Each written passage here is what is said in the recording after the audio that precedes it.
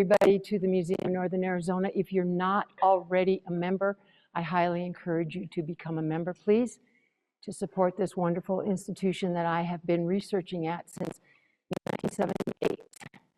My name is Phyllis Hogan, and some of you are the proprietor of the Winter Sun Trading Company in historic downtown Flagstaff, and others may not know.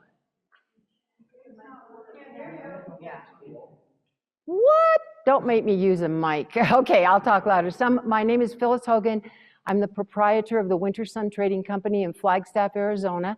And in 1983, I founded the Arizona Ethnobotanical Research Association, which we're going to talk about in a minute. How's that? Better? Okay. I'm used to being outside, so I'm used to being barefoot on the ground. Become a member of the museum. I've been studying here since 1978. I said that, okay.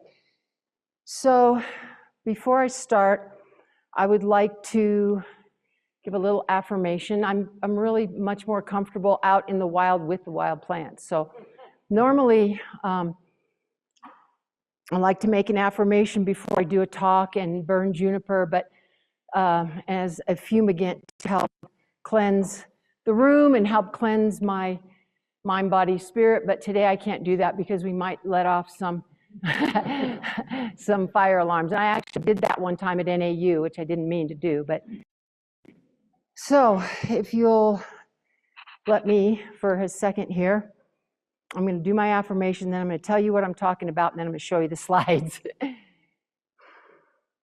These are kind of crazy times right now, and so I'd like to start with this affirmation of, may we all be nourished. May we all be protected. May we work together with great enthusiasm. May our teachings inspire the youth. May we not give rise to fear, hate, or intimidation. May we go with peace within each other, and peace around the world. I'd like to dedicate my talk tonight to the traditional elders that took me under their wing and taught me about their native lands, the way to act on the lands, and to use the land in a proper way. All the elders on the Colorado Plateau and beyond that gave me strength to continue going, whose voices beautify the land. All right. Before I tell you what I'm going to talk about, or I'm going to tell you what I'm going to talk about, and then we're going to just do it in a fun way. So we got science, so this is kind of what this is about, but the All My Gardens Are Wild seeks to integrate traditional ecological knowledge with scientific documentation to create a comprehensive educational program for children. By working closely with tribal elders, we aim to develop place-based education materials in the native language of the children. We've done that, some of it, I didn't bring them all. Document and share knowledge about beneficial plants, including their cultural significance, medicinal properties, and ecological roles. We want to foster intergenerational learning and community engagement through hands-on educational activities. This project has the potential to not only enhance environmental education, but also contribute to the preservation of cultural heritage and linguistic diversity. All right.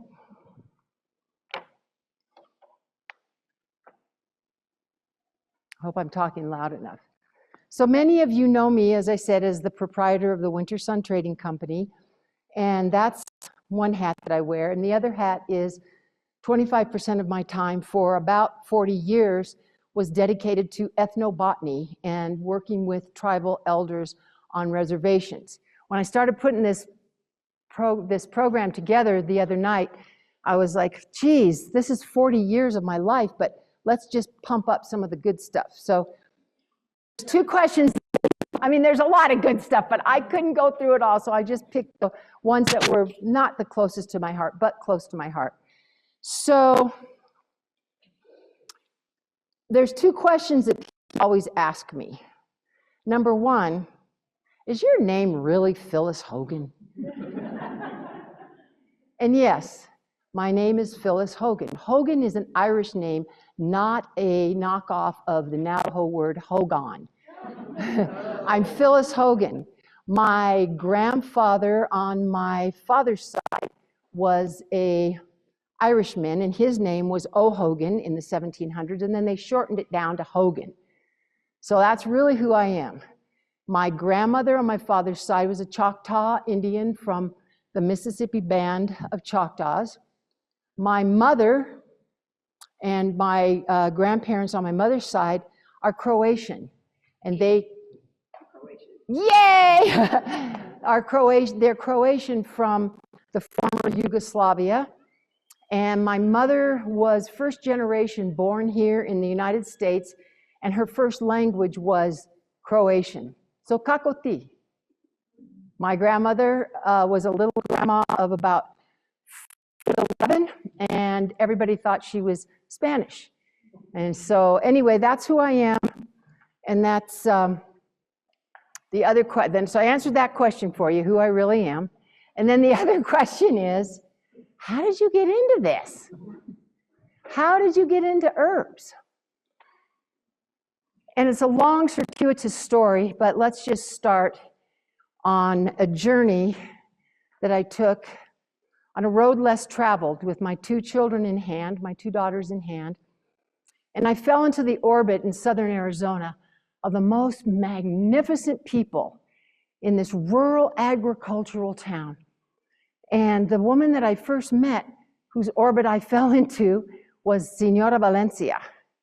Senora Valencia ran a store for 50 years where she supplied herbs to the people in that area. And not only those people, but people all the way up at Hopi and Navajo and Apache. And I wanted to learn from her, and she was so gracious to bring me in. And we went out into the Sonoran Desert and we collected plants. And she took me to her garden. And that's where we went to pick traditional herbs. But when we were out there picking, we tied OSHA root onto our feet. And I finally asked her, because as an ethnobotanist or an anthropologist, you look and you listen more than you talk. And so I finally asked her, Senora, why are we tying this root on our shoes? And she looked at me and she said, Mijita, don't you know? We are keeping the snakes away. I'm like, okay, that's interesting. Later on, as I started to do a comparative study of the 21 federally recognized tribes in Arizona, and I didn't do all of them, but we tried to do a study of the comparative uses of the plants. In Arizona, we have over 3,500 species and probably more of uncultivated plants. Our state flower is the saguaro, which is another ethnobotanical plant that's used by the Tohono O'odham and the O'odhams down in the Sonoran Desert. And our tree is the palo verde, which is also used. So with Senora Valencia, she lived in the back of her shop, and anytime I would go there, there would be people in the backyard. Maria de la Luz, the woman of the light, who was a healer. I swear one time I met Don Juan, but I don't know if it was really him. He was very quiet and she was mysterious about it. And the other person I met from the Yaqui tribes, because there was a lot of Yaqui people that lived down there too, the Yoeme. And I met one of my longtime friends, Sarah Garcia. And Sarah asked me to come with her to the Yaqui village of Guadalupe and to, let me back up just a little bit about Senora Valencia. I'm going to talk about Sarah in a second. So Senora Valencia was 50 years selling herbs. She and her husband would go down into Mexico. They would bring herbs up, or they would go out into the fields and they would collect. And one day she said, "Mijita, I'm getting tired and I think I need to retire." And I said, "Really? Huh. Well, what do you think about me opening up a store and then continuing on your legacy?" Although I could never touch one iota of what she was doing. And she said, "That'd be good. I like that. The only thing is don't give up your day job." She said, "There's not much money in selling an ounce of yerba del manso for $2, some gobernadora for $1, from some honyapi, some chuchupate for $2. She says, "You're never going to make it. But yeah, I think you should try it." So I did open up the Winter Sun Trading Company along in this rural agricultural place called Coolidge, Arizona, the three C's: copper, cattle, and cotton. And there I was for a couple of years, right down the road from the Casa Grande ruins. So Senora Valencia and her husband used to go to the Yaqui village of Guadalupe, and they would sell herbs there because the people didn't have a lot of transportation usually. And so when I met Sarah, who was my interpreter with the Yaquis, she was trilingual, English, Yoeme, and Spanish. I was very excited about going into her village because this village is right outside of Scottsdale. I mean, the Yaquis were political refugees from Mexico, and they came up here at the turn of the 20th century. They probably came here before that, and they worked in the fields to avoid being, massacred and murdered. So they came up here, and then they landed in Tucson. There's 3 villages in Tucson, and then the Yaqui village in Marana, where is the home of Felipe Molina, who is a great Yoeme linguist and who has written many, many books on the ethnobotany of the Yoeme, with his help with Richard Felger, who passed away recently, who is a great ethnobotanist. So one of the things that she told me was that her grandfather was a major deer dancer. He was from Potam, one of the villages in the Yaqui territory in northern Mexico. And she said, "We look at things a little different than the white people." I'm like, "Wow, tell me more, tell me more." She said, "We believe that we have a flower body, that's our soul, and that the deer dancer goes on a flowery road right below the dawn, and that's where he can retrieve the souls of people who need healing. And then they come back. And we have a flower body within us. And sometimes the elders would say, "How's your flower? How's your soul?" And this is a way of healing, recognizing that we have this ability within us, that we are all related to the earth. We're related to all of the plants, all of the animals, all the natural phenomenon, the sun, the moon, the stars, everything. We're all connected. That microbial path that keeps all the plants alive and talking. Well, that's us too. We're part of that. So in bilingual education, we're taking the kids out in a place-based area and teaching about their place and empowering them in their own language so that they know where they came from. Because in this day and age, with all of the computers and the phones and the this and that, we can get carried away ourselves. So I'm going to take you on a journey. I'm going to introduce you to some of my friends. that have given me a lot of encouragement over the years. Well, maybe. Macovia? Do I have it upside down? Wait, so I do the black one to the right.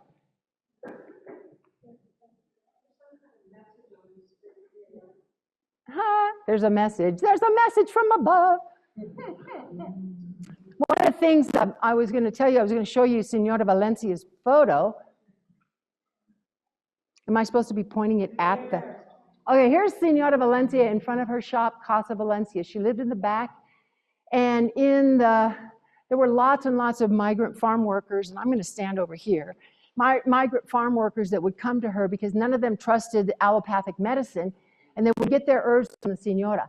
However, the Senora really didn't like to open her doors too much because at one time in the 1950s, from what I understand, or it might have been probably more like the 60s, she was incarcerated for practicing medicine without a license.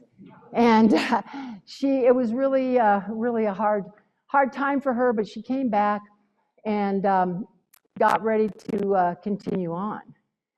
One of the roots that we use, and actually I don't want to gross you out, but I got some right now. Stick it between the cheek, and not only does it work to keep snakes away, but it has a local analgesic effect on the throat. And during that pandemic that we had, and we all had to wear masks, I have hypoxemia, so sometimes it's hard for me to really breathe with a mask on. It's actually kind of hard to breathe in here. There's no fan or anything, but I used it to help, we call it the chuchupate, the Mexican ginseng. So kept me going, helped my throat, and I could actually breathe easier because it's a mild bronchial dilator as well. So that's chuchupate. I have some over here. The Hopis call it hongyapi. Navajos call it napin, and I just call it osha roots. This is Sarah. Sarah's my longtime friend, and this is the village of Guadalupe, where she spent most of her childhood between Guadalupe and Potam. Here's the Yaqui deer dancer, and you can see where he says, growing flower, beautifully endless, sparkling you go, with the enchantment downwind you went. And these people that I got to meet, that was her grandfather, they seemed like earth poets, you know? They had a way of conjuring up lost worlds and then making them viable, bringing them into the ethnographic present.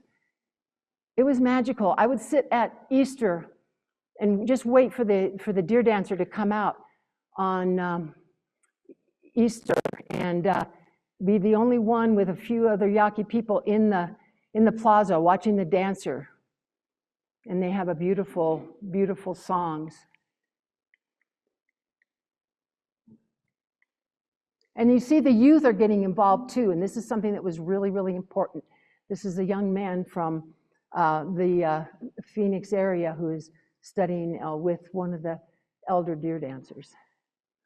Right here in Flagstaff, we have the Dokotslid, or Uvatukjalvi, the sacred mountain of the West.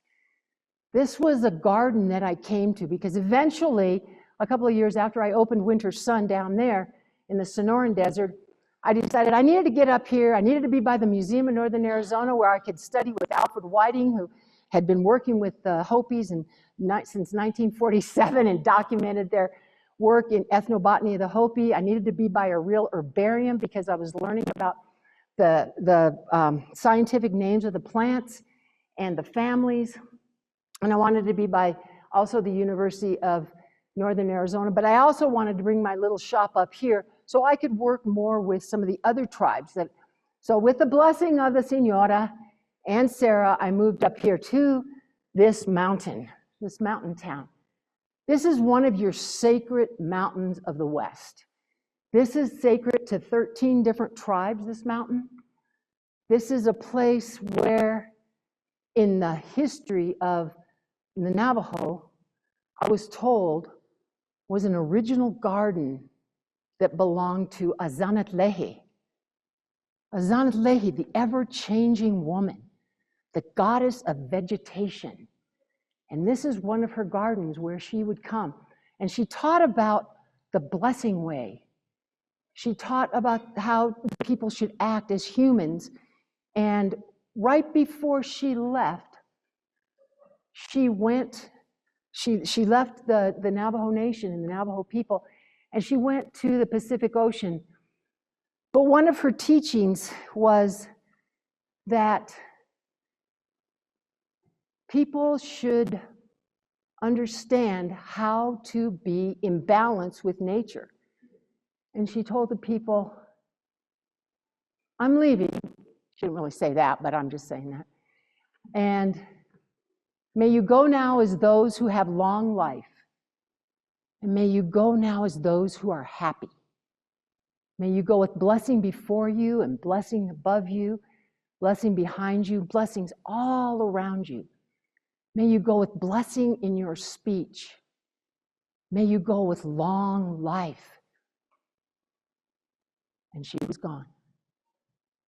But then the people started to remember, and they had immaculate ceremonies for healing. And she was their goddess. Okay. This time when I moved up here, I met the most amazing people also and fell into their orbits. This is myself and Sam Boone and Mary Boone, and they were part of my learning experience about the San Francisco Peaks and many other plants. Sam had a repertoire of over 100 plants, and him and Mary were both not only traditional people. Sam knew how to speak English. He was a WW2 veteran, and he was in the Korean War also. His Navajo name was Blue Sky Hunt, and he and Mary were very interested in passing on their herbal knowledge to the youth. And I thought, well, this is interesting. This is really fascinating. Ethnobotany, the study of plants and how they're utilized by traditional people. And now we're at a pivotal point in our creation as a science where the native people themselves are documenting their knowledge, and they're passing it on, which is way more important than discovering new potions and discovering new pharmaceuticals. They're passing that knowledge on to empower the youth. So language is something that was very, very important. Whoops. So this was Swartia. Swartia is one of them. I don't know, they've changed a lot of the names, and I didn't have time to look that up, but Swartia radiata, which is the gentian root, and this was, I just love this picture, so I put it in here, and this is what it's used for. Antimicrobial, powdered roots are used topically. It's a laxative. It's a real bitter tonic. You don't want to take too much of it, but it grows right up there on the peaks, and some of these plants can live to be over 100 years old. The other thing about the San Francisco Peaks is that we have Arctic tundra on the top, and if you go in and see the wonderful exhibit that Kristen Hutchinson put together on the life zones of the Peaks was where it began. So I had to cut out a lot of stuff to get us through this. Mountain smoke was Zilfnacto, and this was one of the most revered. I don't like to quantify my plants. I don't like to say, yeah, Osha was so much better than is the most important, and Nicotiana is the most important. They're all important, everybody. They're all important, and this one especially is used before almost every ceremony. It was never smoked habitually. It was always smoked ritually. And whenever you find this plant, or any plant that you're going to pick, you make a prayer offering. And that offering is usually with tadadin, corn pollen, or homa, which is cornmeal with a few little pieces of turquoise and sacred gems.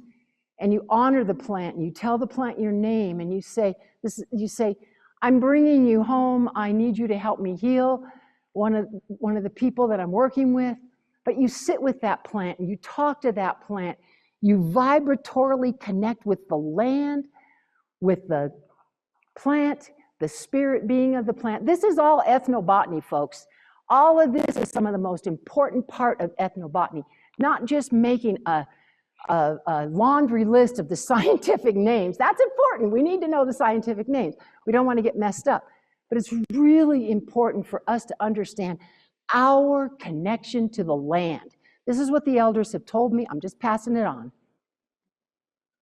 So during 1983, we decided that we would start the Arizona Ethnobotanical Association, who's we, myself, my daughter, Mary and Sam Boone, and I didn't put Michael Moore, who was my, yep, there he is right there, Michael Moore. He was one of the charter members. And Michael, I'm going to talk about him in a little bit, but he was my teacher, my longtime friend, and the master herbalist of the Southwest. We have some of his books down here too. So we're a bioregional, and you know, you're not supposed to really read this stuff, but I'm going to do it. Educational and conservation grassroots organization that combines, this is the big one, the wisdom of traditional native science with contemporary scientific methods. Boom. All right, so we do this through mentorship with indigenous students, student interns, plant walks, development of bilingual ethnoecology projects. That's what we're going to talk a little bit about that. We had a newsletter. We've done floristic inventories for the national parks. We have an herbarium, which is a repository of pressed plant specimens, where we have close to 3,000 specimens. And we used to put on an ethnobotanical symposium. And I really personally love advising NAU grad students and consulting. Okay, so I kind of retired from this, but I still do put in quite a bit of time. And we'll tell you what we retired into. One of the places that I went to also in 1983 was Peach Springs, Arizona. Peach Springs is west of us here, and it's near Kingman, Arizona. And I was invited in here by Lucille Wadahamaji, linguist, and she was starting to document the plants on her reservation. And so in 1981, I got to go over there and work with the Wallapai Ethnobotany Project. Well, this was really exciting because these elders, and over there in the corner is Georgine, and Georgine, you just don't want you to forget Georgine because we're going to talk about her too. This project was where we would take the elders and we'd go out, and this is the person who, Eleanor, was the teacher of Lucille, and who got Lucille all excited about learning about the plants in the wild and taking the kids out on their reservation. The reservation is about 1 million acres, and they have the only road the only access road that goes down to Diamond Creek, 108 miles of river belongs to the Wallapai, and so a lot of the river guides and river companies here pay the Wallapai to go down that rugged, hard to get on road to launch and to be picked up from the Colorado River. So Eleanor was a very amazing basket maker. The Pi language is related to Yuma, the Yuman language, rather related to the Yavapais and the Wallapais and the Havasupais. They all speak this dialects of different language. And she was one of the historical, cultural knowledge bearers. Lucille and Melinda Powski, I got to work closely with them for many years.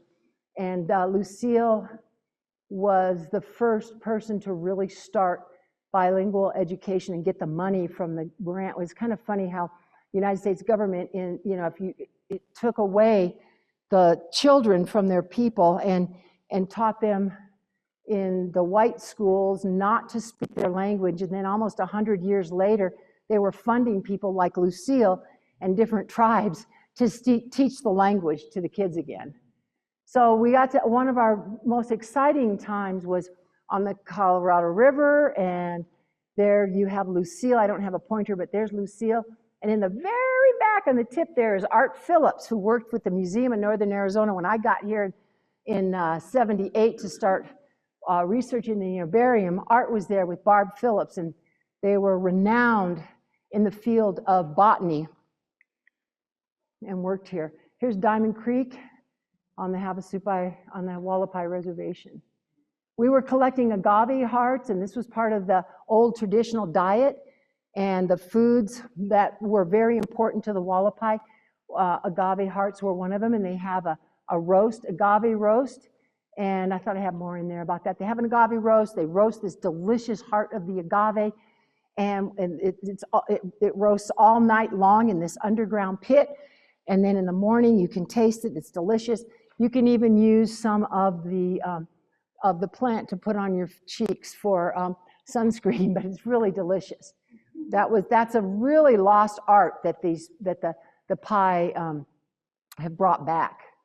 One of the plants that we found was, we knew that there was a plant called Sile, but we didn't know in the ethnobotany literature what plant it was. And then after digging around and looking into a lot of the archives, we found out that it was Metzelia, and you can see all of these benefits of the traditional food. So when the Wallapai Wars, the cavalry came and they had huge stashes of seeds and grass seeds, and one of the seeds that they had collected was the Metzelia.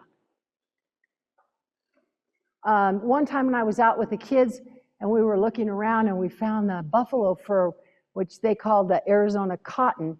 It used to be Parisia wrightii, but now they changed it, and I'm up to date with it. It's a Corsia wrightii. And you can see that the top of the roots are hairy, and they feel like the fur of a buffalo. So here we are picking it. And I got so excited about that the kids decided to start calling me Miss Poochwam, Miss Buffalo Fur. So that was my nickname for a long time. And I said, come on, you guys, can't you call me something else like Pil Dalouv, which is Yerba Santa. I'd like to be the holy plant, you know. But anyway, that's who I was. And then after a while working with the Wallapai, so here's Carrie Cannon. She has so that program was halted in the, I think the early 90s. We kept going out there. But then Carrie Cannon came in, and there's Georgine Bender. She was one of the original women in the bilingual program. And Carrie Cannon is now working for the Wallapai tribe. She is a young ethnobotanist from the Kiowa tribe, but I'm hoping that she'll come here and give a talk on she's also a silversmith and great artist. And I'm hoping that she'll come here and be invited to do a talk on turquoise, which is a fascinating talk that she does. So there she is, and Carrie has continued on with our ethnobotany projects with the Ethnobotany Club, and she's got quite a few of the kids, and she has a chapter of the Native Plant Society in Peach Springs, where there's pretty interesting. Lucille Wadahamaji, I just got this picture. I stuck it in today. I couldn't help it. Lucille just received a prestigious award from the American Indian Language Development Institute for her work over 40 years in empowering kids in their language, to learn how to write it, to learn how to speak it. Every time you say something, it makes the language come alive. It validates the people as who they are. So there's Lucille, my dear friend. Then she sent me down to Havasupai in 1983. She says, don't forget you're a Wallapai, but we're going to send you down there, and we're going to do a little study on what are they using down there. They had a bilingual program, so boom, I got to go in there. And this is what we were doing. We worked from 1 to 8. This was kind of exciting. I couldn't leave this part out because, well, first of all, here's the old Havasupai land use. The Havasupai Reservation used to be the size of Delaware, but then they had a lot of their land taken away. They were seasonally migratory and seasonally farmers. So they would stay in the canyon, in Cataract Canyon where they lived, and then during the winter they would roam and travel and go all the way to Bill Williams Mountain, the San Francisco Peaks. And you probably have heard of Indian Garden in the South Rim. Well, that was them, and they farmed along the river too. So Then their land was taken away when Theodore Roosevelt came in. He goes, hey, you guys got to get out of here because this is a really cool place where we're going to bring a lot of tourists, and we can't have you guys hanging out. And so they were confined to their land down at the bottom of the canyon, which was like 518 acres or something like that, not that much. And then they could not do their seasonal garden gathering.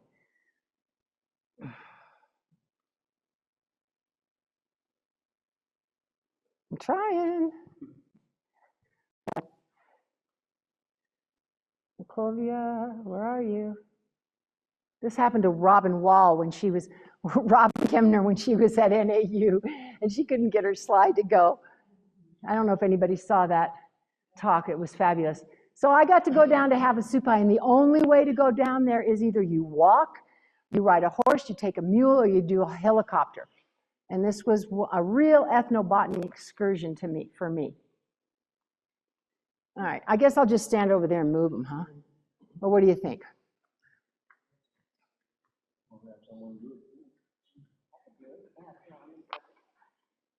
Is this the battery dead on this? I don't see a light. Okay, so here we go, Havasupai Hilltop, where you saw me, that was at Hilltop. They're a geological extension of the Grand Canyon. Okay, next. Okay, next, I'll point at you. And this is what the village looks like. Okay, let's just go. This is what the village looks like. And the people were there. They're very famous for the Havasupai Falls. When I got these pictures, this was a long time ago, the topography and everything has changed quite a bit. They had 5 falls, but because of floods and things like that, you know, they have been, some of the falls have changed from where they are. Okay, these are the Travertine Falls. This is a great place to go swimming. It's so much fun. We traveled all around in here and collected the plants. We had about, bilingual education, and they're proud people of what they're studying and their language. And what we did was grab some of our elders like Mabel Hanna, and she taught us how to look for the medicinal plants. She was a basket weaver, and a lot of the people down there were basket weavers and knew a lot about the plants. So these are some of the kids that we worked with from grades 1 to 8. And yesterday I got a phone call, or the day before I got a phone call from one of the students who was in 8th grade when I was down there. And she used to be on the tribal. Did you do that? Dude. She used to be on the tribal council, and she's a political activist now for the stopping of the uranium mines on the Grand Canyon and in their traditional lands. Okay. All right, so what we did with the children was we got together, we taught them about the plants, we taught them about an herbarium, we pressed the plants. They did every part of this project on their own. And then we compiled about 50 to 60 plants, and they all took great pride in this. We built an herbarium cabinet down there. We had to build it out of wood, and the kids filed everything in phylogenetic order, and that was one of my most exciting projects. The mesquite bean was one of their foods it was a staple food, and the kids, when I first came down there, I would see the kids and they were eating the green, sucking on the green pods. You know, their diet down there is not that great. They had commodity foods brought to them, and it didn't do well in their digestion process. So we were trying to bring back some of the old foods, and that was one of the things that Mabel and her elders were responsible for doing. But you can see all of the properties that you can get eating and making mesquite bean flour, etc. I mean, we do a whole hour on mesquite beans, but we're not going to do that. Then we learned about Princess Plume, Stanleya, which is a really delicious, like a spinach. So you take the leaves and you boil them and you eat them. You can add anything you want to them, salt, pepper, a little butter, whatever. They are delicious. And that was one that everybody loved down there too. Then after that, I went to Loop, and Loop Boarding School, which is not far from here, on the road to Hopi. And we did a project with them in the wild gardens. And here I got to take the kids out into the field again. You can see this is a much different environment and habitat. And it looks desolate, but it really isn't. There's amazing things. Elders talking to the children, telling them about how to live on the land, how to protect the land. And why do we care about this? And what about the plant people? This is what Mr. Yazzie was teaching. He was on the school board for the for Loop Boarding School, and he was very committed to the education and documentation of the plants and getting the children to hear what he had to say in their language. And then we had the bilingual teachers interpreting to the children. After they heard what he was saying in his language, which brings it alive, then they would try to interpret it to the kids. But you can see they're very, very fascinated with him. Here we were, they were playing around. We were on these sand dunes. Really fun. The kid just had, the kid standing on his head. We had so much fun. And this was place-based education. You get the kids out of the classroom. They're bored, they're yawning. They've got all kinds of synthetic lights and everything. You get them out in the field and they come alive. And boy, did they. So here we talked about Maungtashavu, which is a Hopi name for poliomyntha. And this is another food where you can make, you can take the leaves and you can scramble it up in eggs, and they're delicious. They're in the mint family. The Navajos called it, I'm sorry I didn't get the Navajo name on here too, Atsa'aze, which means eagle medicine. And the leaves are made into a tea, and you wash the feathers from the eagles, and then you make a fan into it. Scrambled eggs with this, it's all really good, and also mixing it in with your wild tobacco makes it taste really, really good. So there you go for that one. And we would taste these plants too while we're out there. Okay, you want to flip it? Oh, there we go. Wild tea. Wild tea is thelospermum, and you always, I should be called wild tea because I always make wild tea to give people when they come to visit our garden. And this is Thelospermum longipes. There's 2 different species of it. It makes a dye. It's a wonderful, delicious beverage. It's a mild diuretic, and it's one of the safe plants that you can drink if you're pregnant. So the Hopi medicine Duhikia would say, yeah, if you're retaining too much water or your blood pressure is high, let's have them drink some of our hohoisi. And the Navajos call it chiawe, which means little tea, little coffee plant. So that was the little, then we went on in 2000. So those were all the 1982, almost to 2000. And then we move into, and there was so much in between that. I just had to pull, like I said. So then we had the Little Colorado River Basin Field Institute, which really was dear to my heart. You probably know the great silversmith, Jonah Hill, his sister Lillian, Roberto Lewis.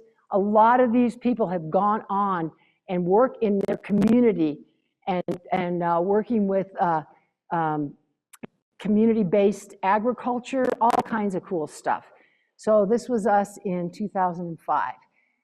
The reason I was so excited about getting funded to go on this project was because, and I'll tell you who these people are, Brianna Commanda, Jill Dedera, who was a botanist here at the museum in 1978. She was my first real botany teacher, and she and I have worked together since 1978. She is now an acupuncturist and still one of my best friends. Theodora Homaitiwa from the Bear Clan at Hopi, she's from Third Mesa, Kekotsmovi, me, Jonah Hill, and Roberto Nutt Lewis, who is there. These kids are doing amazing things. So one thing that I was really excited about the Little Colorado River Institute when we did it for almost a year was that one of my little side jobs that I love to do is Along the Little Colorado River, there's hundreds of archaeological sites, and it starts up at Holbrook and goes all the way through the area. And what I'm interested in the Little Colorado River is the rare and endangered species of plants that have cultural significance that grow in association with archaeological sites. That's my thing. I love that. Well, I love all of this, but that just to find something, you know, it's exciting. So that was exciting. We went all over, and that's Grand Falls, Chocolate Falls. That was when you were able to go there. And then we went out to Wapatki. Of course, we had permits. Please, we had permits. And we went out. This is another day, of course. There's Jill and Theodora. The rest of the kids were out roaming around looking. And we went to Kraken Rock. And there we found, Rhinotropsis subspinosa, the spiny milkwort. This is 5 inches tall. This is one, and Theodora found it. Theodora found it, and she said, Phyllis, look, my grandfather and my uncle Saloho, they were the ones who taught me about plants. They knew this plant. They used this plant. And I'm like, what? That's really fascinating. Later, when we looked into it, we found out that the only other documentation of this plant on the Colorado Plateau was Alfred Whiting when he was at Third Mesa near Bakavee. He found this plant. This was after he had written Ethnobotany of the Hopi. And he found this plant and he said, this is a really important, in his notes, this is a really important plant to the Hopis, but for what reason, I don't know.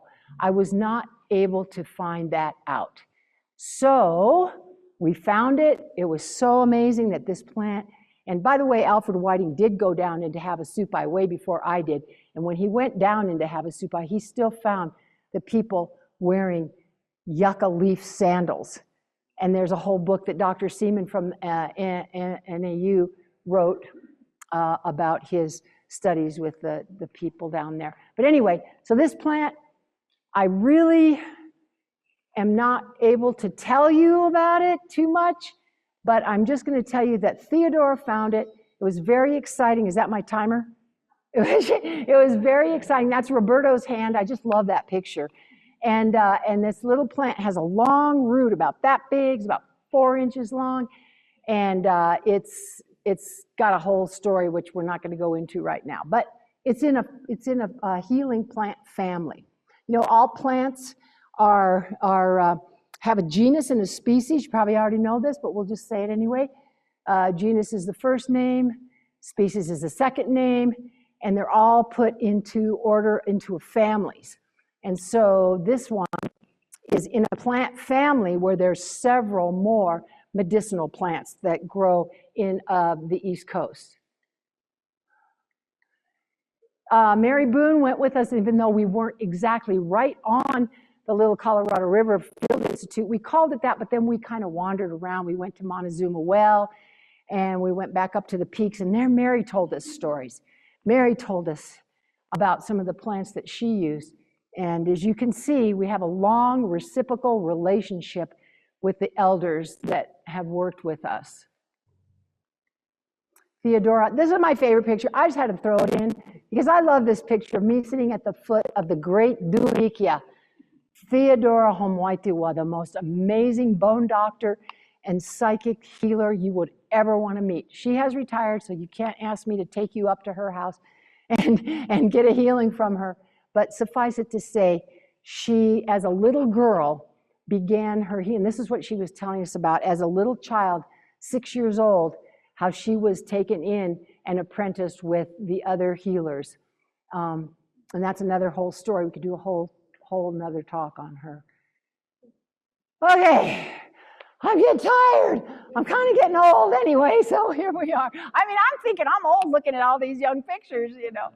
But anyway, I am getting old, and I'm honored to be old. I mean, it's a privilege that a lot of people don't get.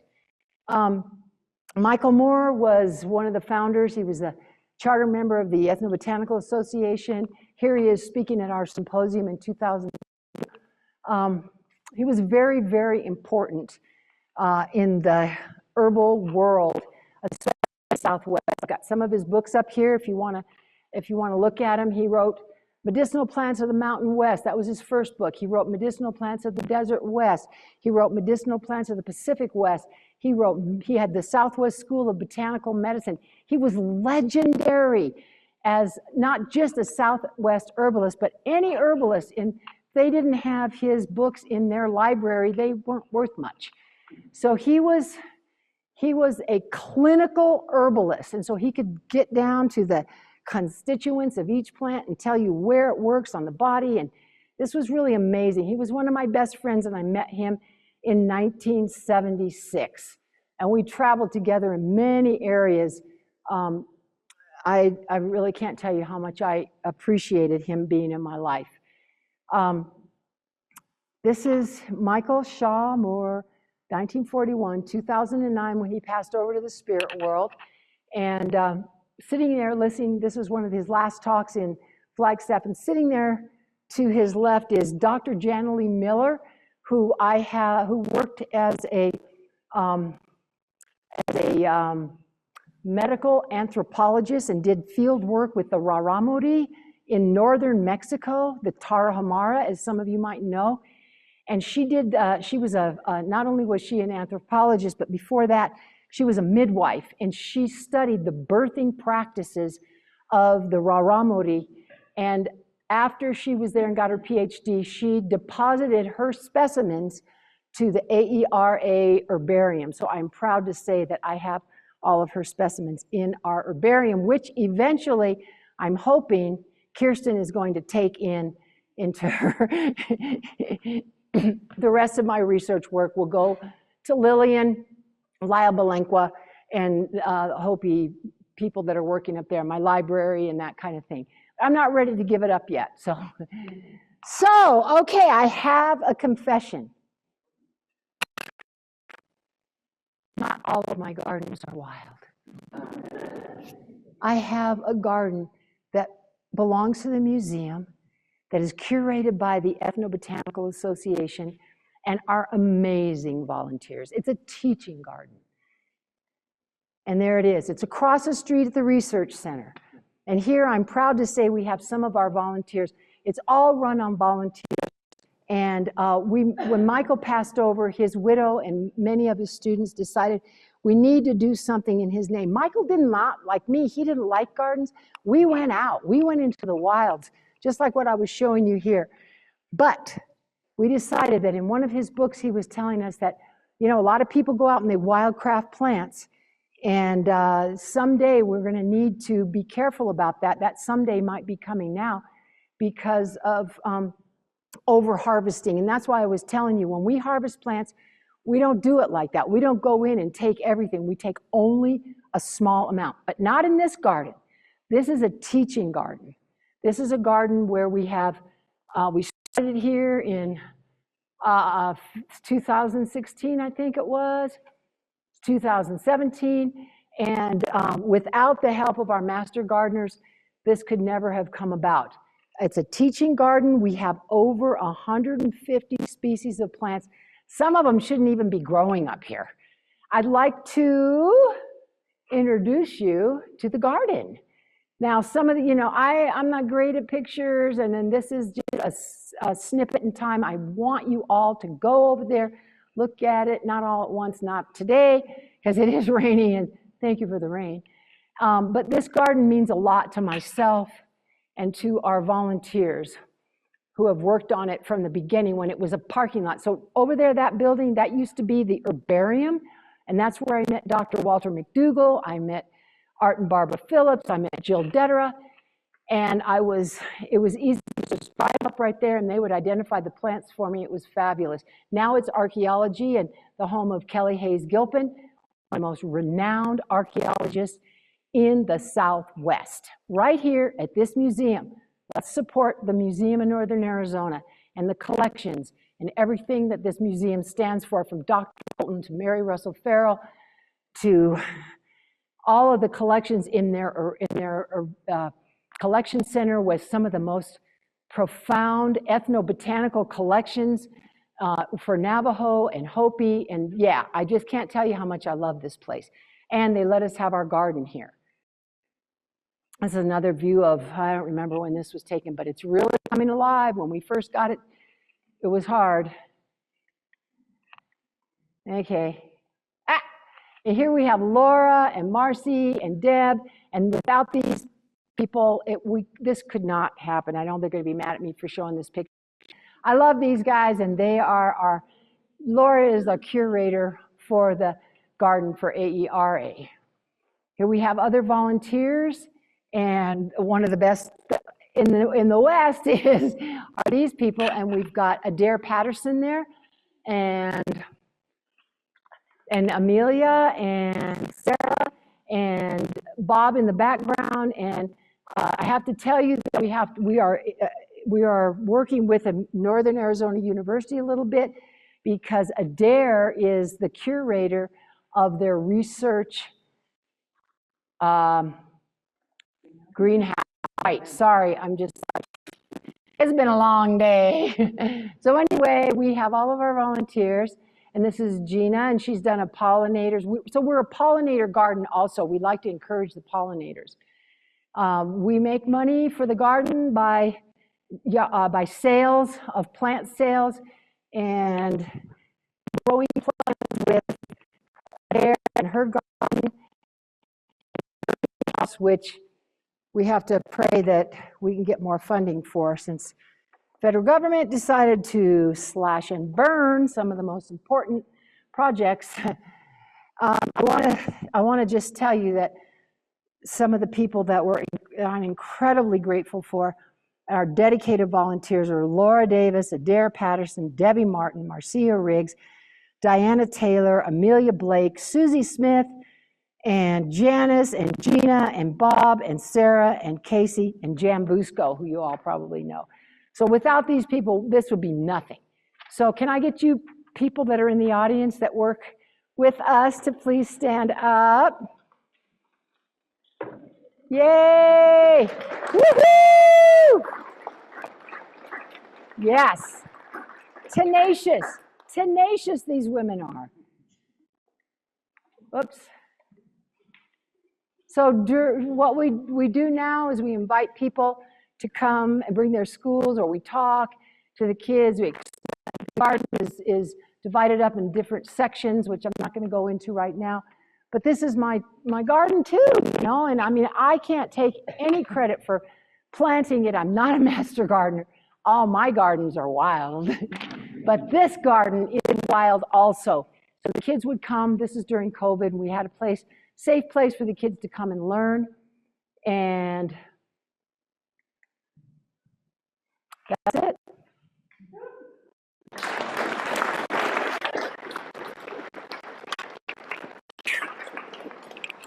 Thank you. All right. Yeah. Any questions? My brain is a little out there. Thank you for listening. Thank you. Thank you.